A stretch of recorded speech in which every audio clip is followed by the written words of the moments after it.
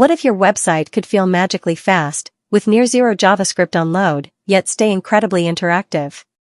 Today we're pitting Qwik, Astro, and Next.js to answer a big question: which framework is fastest in 2025, and fastest for what you're building?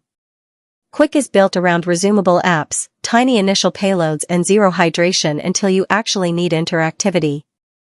Astro champions partial hydration with islands, ship static content by default, and only hydrate the interactive bits. Next.js is the mature React framework with SSR, static generation, server components, edge runtimes, and a huge ecosystem. How speed is measured, and why it's not one number. Speed isn't one metric. We care about time to first paint, TTFP, and time to interactive, TTI. JavaScript bundle size and how much runs on load. Hydration strategy and when interactivity actually begins. Data fetching performance and streaming. In practice, the fastest option depends on the page type. Static content, highly interactive apps, or data-heavy pages. Qwik. Tiny onload.js, hydration happens only when user interacts.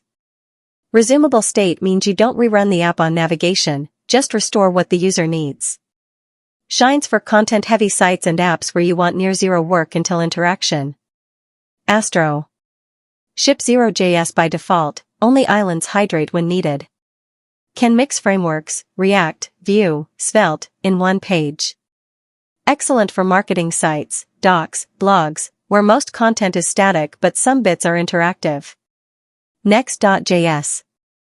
Best-in-class React experience with server components, SSR, ISR, and edge runtime. Great for apps that need dynamic data, complex routing, and a polished DX with Versal's ecosystem. Streaming SSR and server components can reduce client-side JS dramatically on many pages. There isn't a single fastest framework for everything in 2025, it's about fit. If you want minimal JS by default and fine-grained hydration, consider Qwik or Astro. If you need maximum React ecosystem support and a battle-tested production path, Next.js is hard to beat. Best approach? Prototype a small page in each and run your own benchmarks with real users and data. Tell us in the comments which framework you're leaning toward and why.